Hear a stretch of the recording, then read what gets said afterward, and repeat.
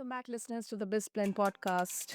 I'm your host, Sana, and here on BizBlend, we talk about everything around business, brilliance, and being human.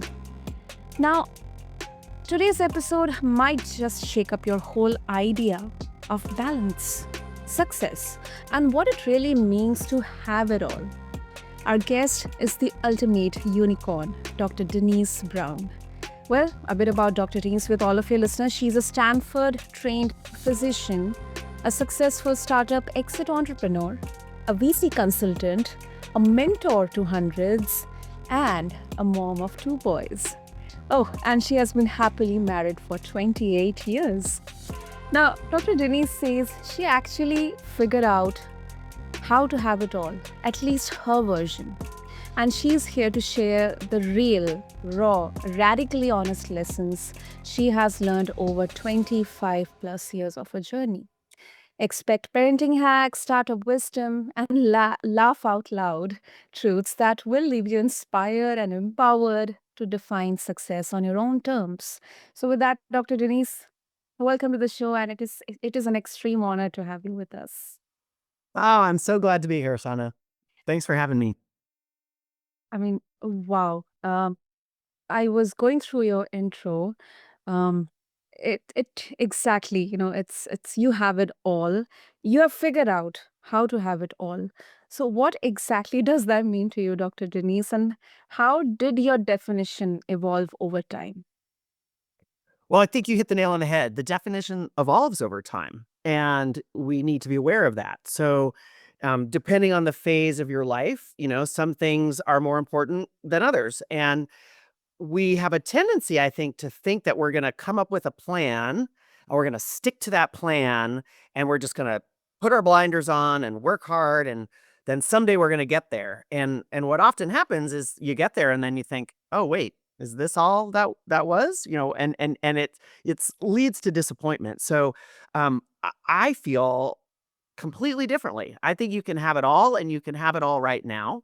You have to be honest with yourself about what really matters. And that's the challenge, is the sort of radical honesty that you have to kind of sit with yourself, either in the dark or on a walk or on a hike, and decide what it is that matters to you in this moment, and then how you're going to achieve that moving forward.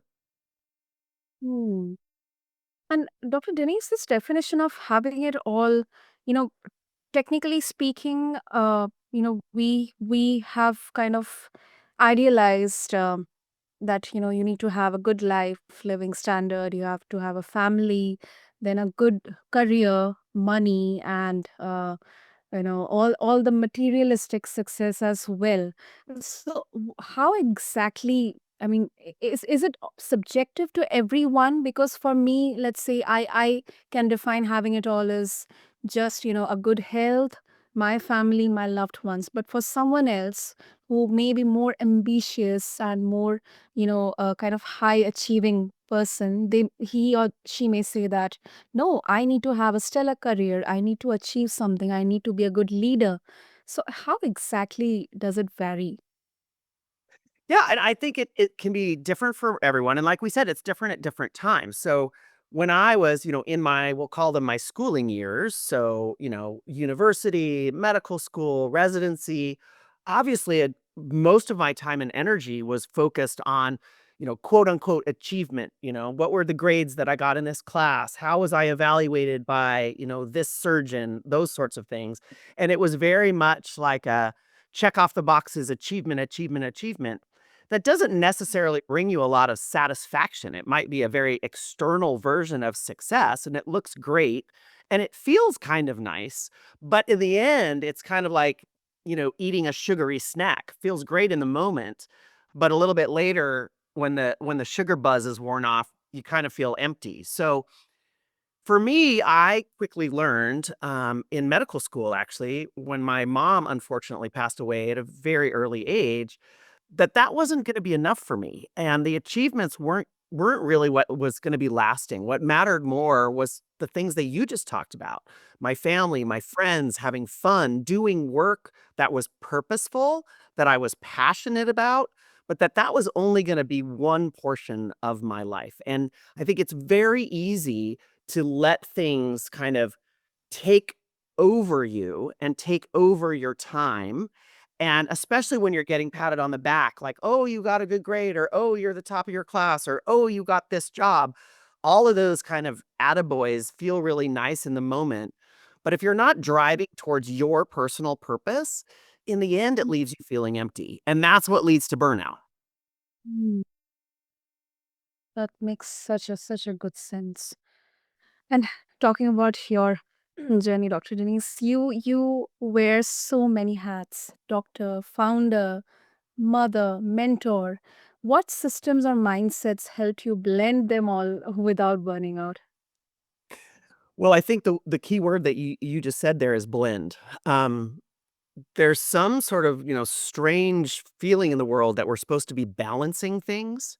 And just the concept of balance, right, means if one goes up, the other goes down. That's what balance means. So inherently, something isn't getting the love it deserves. If you decide instead to throw out the concept of balance and really focus on blending, now all of a sudden you've kind of given yourself a little bit more psychic and emotional room to kind of play around with what matters.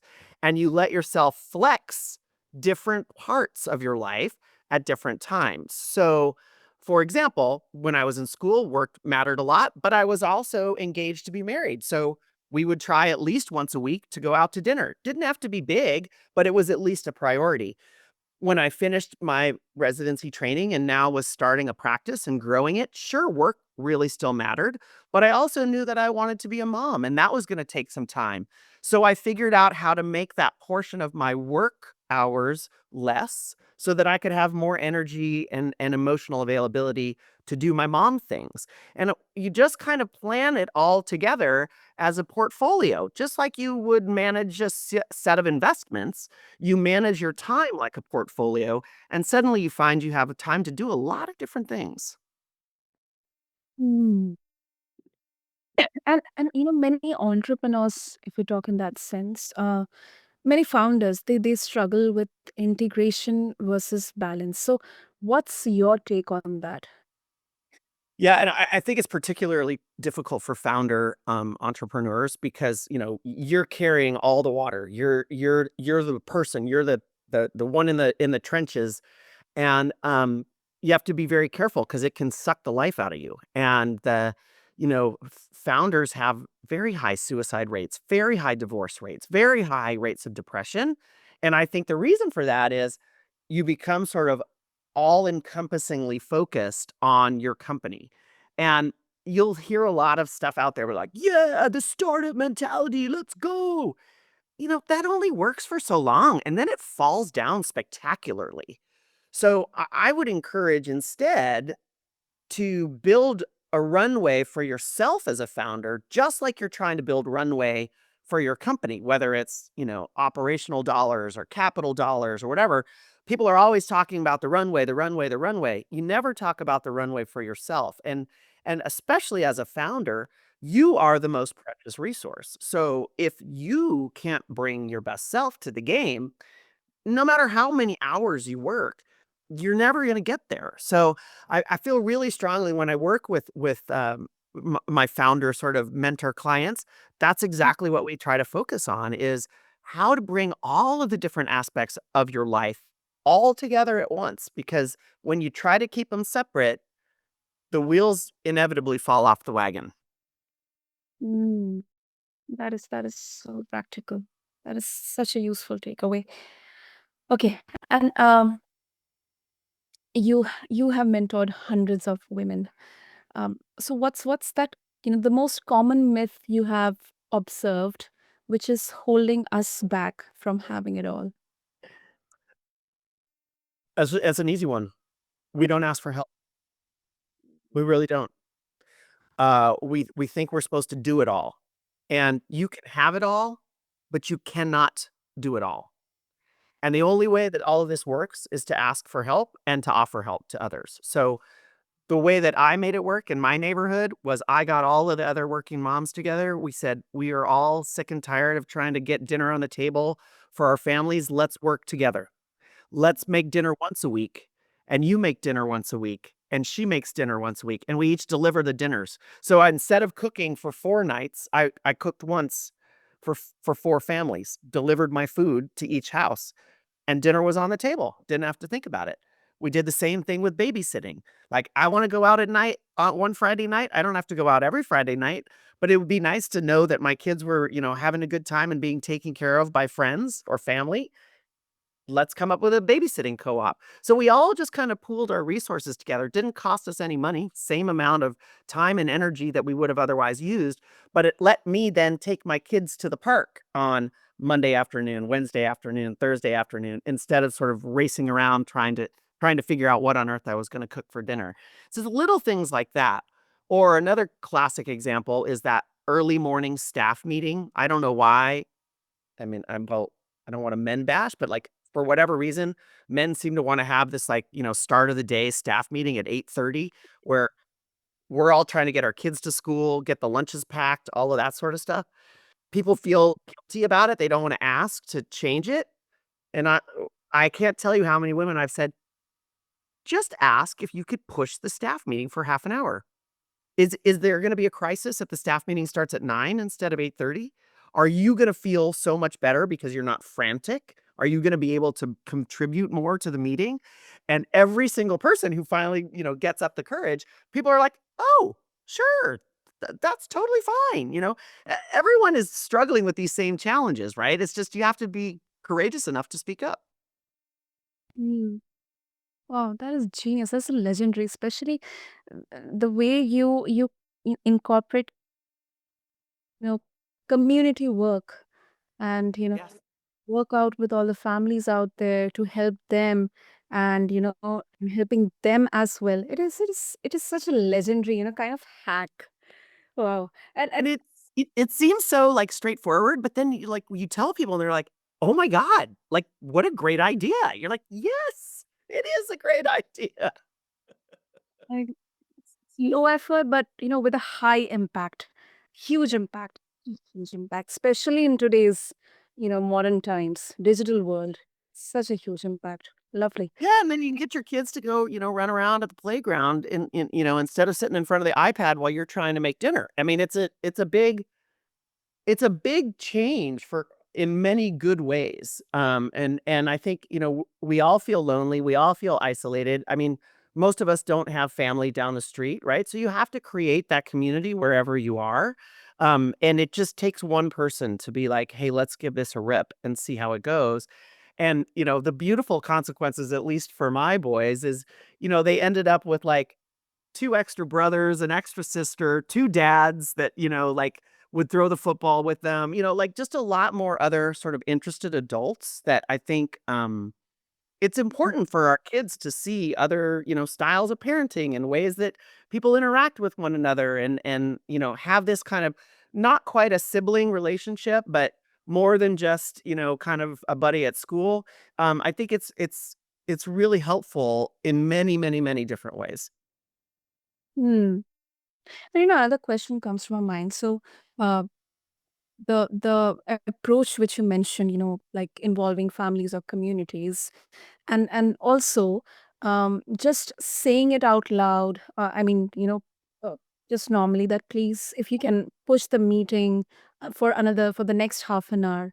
Uh, How exactly does this prove effective in the corporate context? Because especially for women, maybe in leadership position or at a managerial level, or and all the women out there in corporate setup, because they have to kind of hustle throughout the day as well as coming back to their homes. I mean, how exactly does it translate there? Yeah. Well, I mean, I think here we are in 2025 and the truth of the matter is the bulk of the sort of mental load in caring for a family still falls to the female role. We can have all sorts of philosophical conversations about that. But also sometimes you just have to acknowledge reality and, kind of move on. Um, I think that as women leaders, we have an opportunity to set a different example, right? To say, "Hey, I want to have a meeting at 9 o'clock to kick off the day so that we're all organized. Does that work for everybody else's home life? How does that work for everyone? Like, I think women are much more likely and often acknowledge all of the other sort of competing pressures and roles that we play. So that's a great opportunity as a female leader to acknowledge that. But I also think from a leadership standpoint, just in the sort of global scheme of things, um,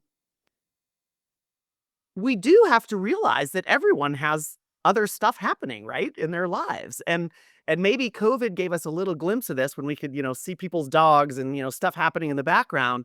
But I think everyone recognizes that we all have other things that are going on. And so a responsible leader acknowledges that and creates space for that to be able to be part of reality, right?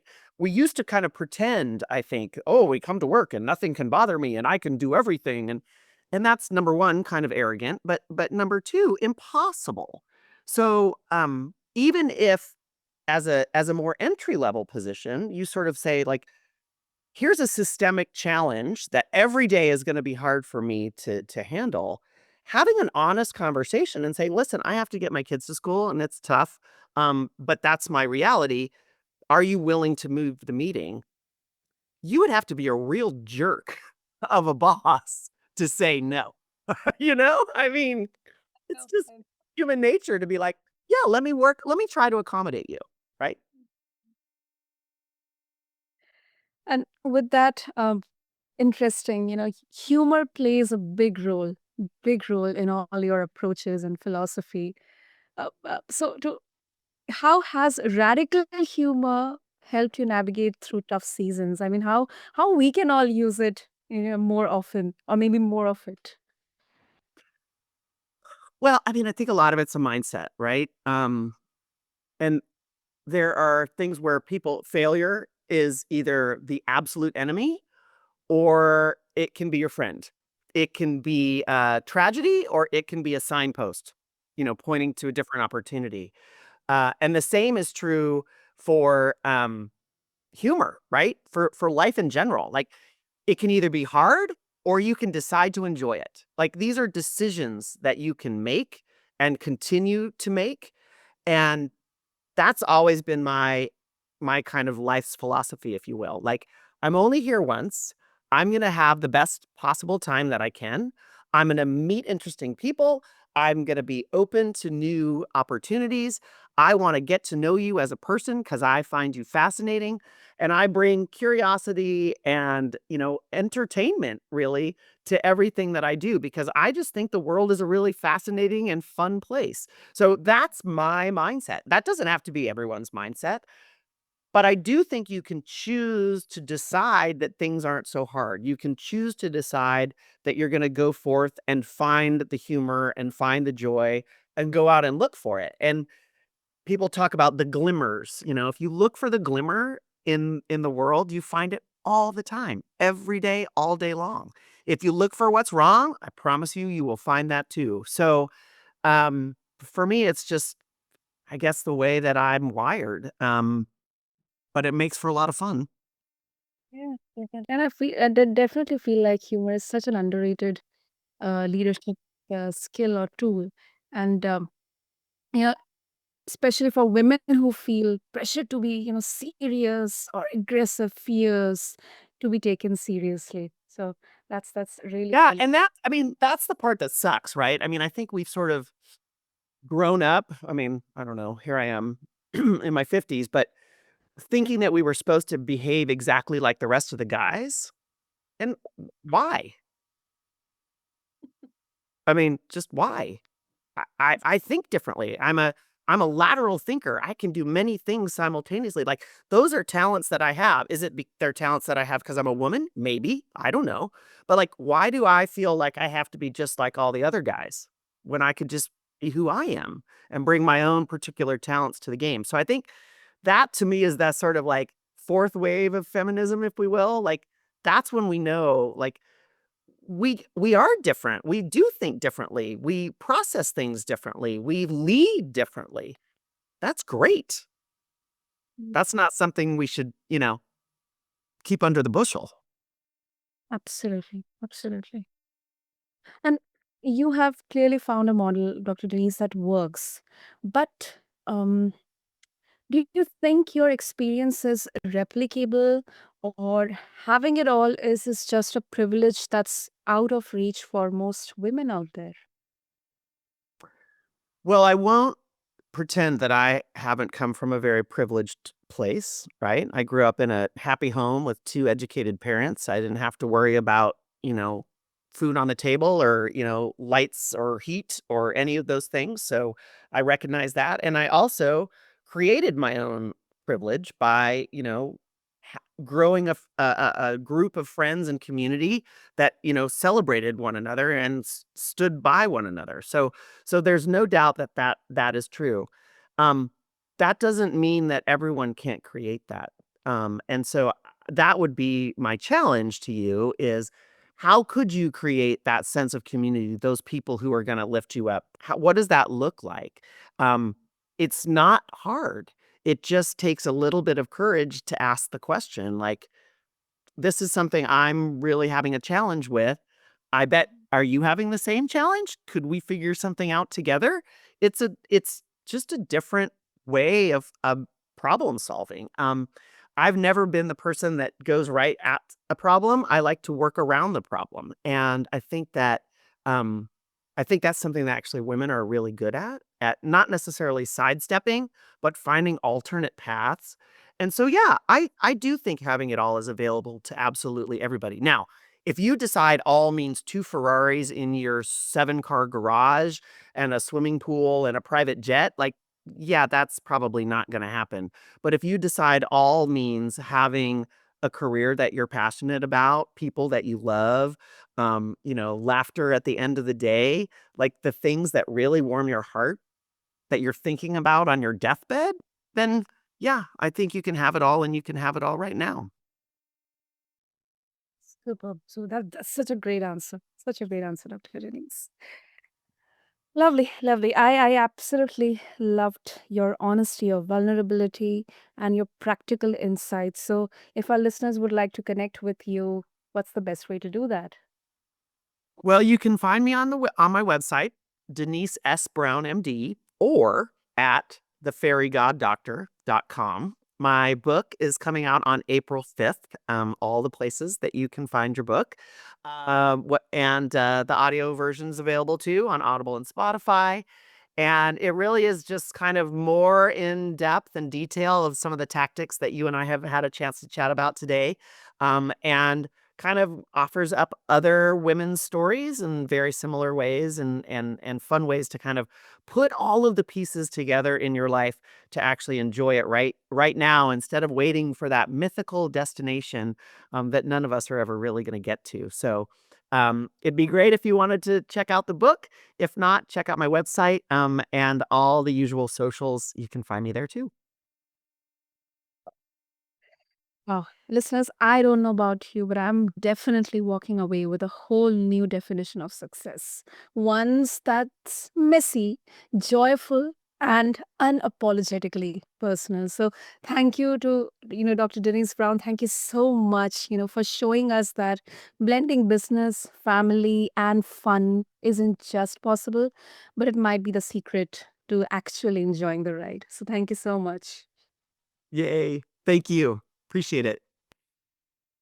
So, to all my listeners, especially all the women out there, beautiful women out there, if you loved this conversation, don't forget to connect with Dr. Denise and check out her upcoming book, The Fairy God Doctor. I have all the details in the show notes along with this episode.